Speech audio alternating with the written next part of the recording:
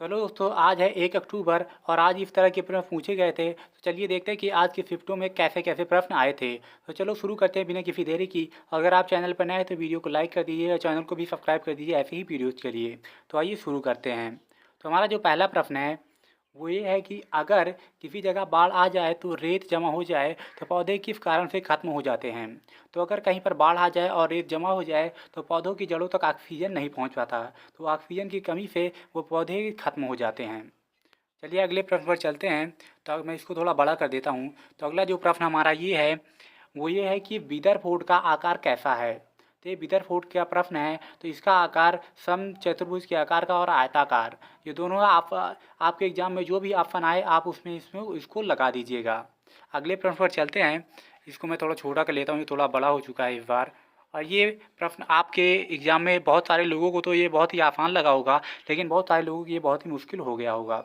ये प्रश्न है, सौरभ गांगुली ने किस स्टेडियम में अपनी शर्ट को उतार कर मैच सेलिब्रेट किया था।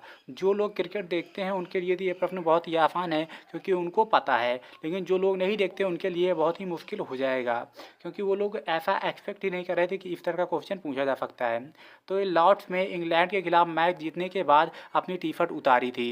यह मैच 2002 में हुआ था। तो ये लॉर्ड्स में इसका सही आंसर उसमें दिया रहा होगा, तो इसका आंसर लॉर्ड्स हो जाएगा। चलिए अगले प्रश्न पर चलते हैं। तो अगला प्रश्न जो हमारा है वो ये है कि निम्नलिखित में से किस वर्ष भारत ब्रिटिश ताज के प्रत्यक्ष शासन में आया था। तो इसका जो आंसर हो जाएगा वो हो जाएगा 1858 में ब्रिटिश क्राउन का प्रत्यक्ष नियम लागू हुआ था। तो ठीक है, चलिए अपने अगले प्रश्न पर चलते हैं। तो अगला प्रश्न हमारा ये है कि सैलामेंडर और घरेलू छिपकली में अंतर उनके निवास स्थान के अलावा। तो इनका जो अंतर हो जाएगा पर्यावरण सैलामेंडर आमतौर पर पानी के आसपास या नव यानी नम आवासों में पाए जाते हैं, जबकि छिपकली पूरी तरह से स्थलीय होती है। तो ठीक है, ये प्रश्न आपका हो गया होगा। अगला प्रश्न हम देख लेते हैं। अगला प्रश्न हमारा यह, मैं इसको थोड़ा बड़ा कर लेता हूँ, 1 मिनट, ये थोड़ा बड़ा हो जाए, नहीं आपको शायद दिख कम रहा होगा। तो हमारा अगला प्रश्न ये है कि हार्निवल उत्सव निम्नलिखित में से किस राज्य में मनाया जाता है।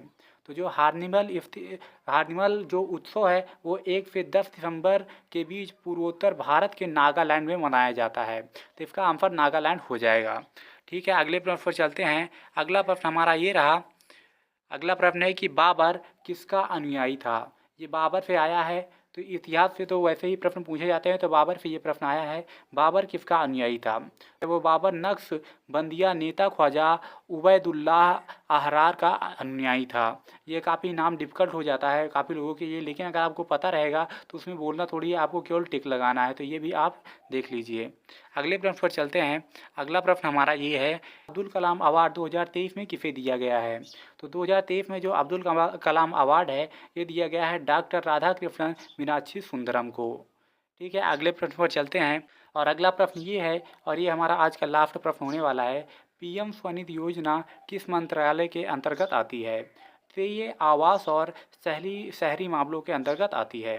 तो आज की वीडियो में बस इतना ही। अगर वीडियो अच्छी लगी हो तो आपको वीडियो को लाइक कर दीजिएगा और चैनल को भी सब्सक्राइब कर दीजिएगा ऐसे ही वीडियोज़ के लिए। चलिए मिलते हैं अगली वीडियो में, आज के लिए बस इतना ही।